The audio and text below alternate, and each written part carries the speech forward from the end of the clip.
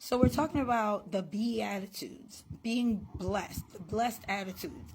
Blessed meaning happy, enviable, fortunate, and you're blessed despite the paradox of an unfortunate and unenviable situation. Last week, or last time, whenever it was, we talked about being blessed when you're poor.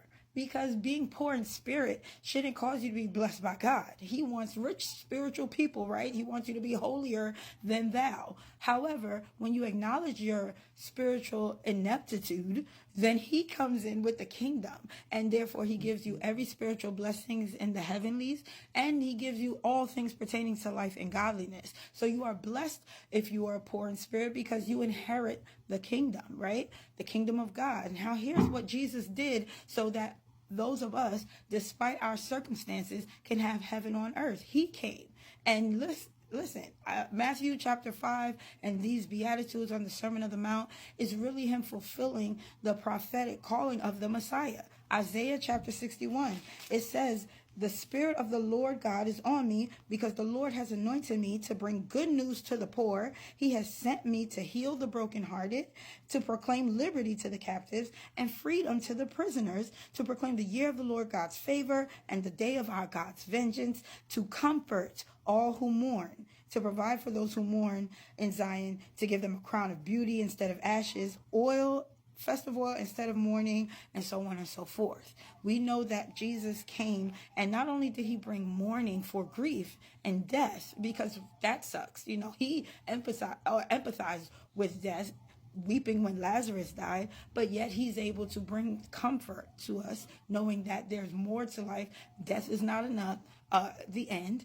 But really, the mourning that is discussed in the Beatitudes is the mourning over spiritual death. It's mourning over the consequence of sin. And the fact that because mankind and the choice Adam and Eve made to disobey God, led to corruption, death, destruction, and all the things. Jesus came as the answer to that, to comfort us so that we can know that you don't have to die, but through him have life eternally. When God wanted to prove what righteousness looked like, he gave a law to his chosen people, the Mosaic law. And anyone trying to uphold that law will soon find it's impossible. But with God, all things are possible. That's what Jesus was talking about. The fact that he came and he fulfilled the law. He was perfect. And now the law of Christ that we live allows us to be empowered to do what is pleasing in the sight of God. That is the comfort that the Messiah has brought us. The Son of God has made it possible by the atonement of our sins and the shedding of his blood. He not only lived perfectly, but he took on all the consequences of our sins. Isaiah chapter 40, it says, comfort my people, says your God. Speak tenderly to Jerusalem and announce to her that her time of forced labor is over and her iniquity has been pardoned and she has received the Lord's hand double for all her sins.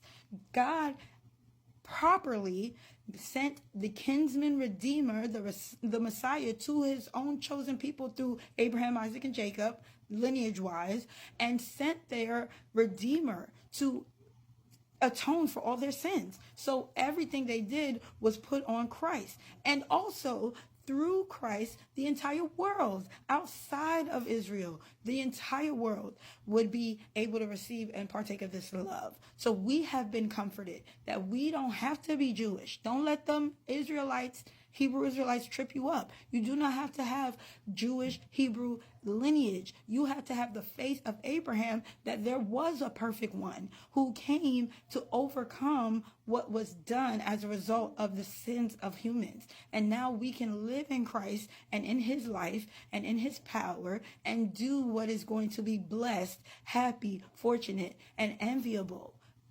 God bless you. And keep tracking with me with these Beatitudes. I hope you're enjoying them.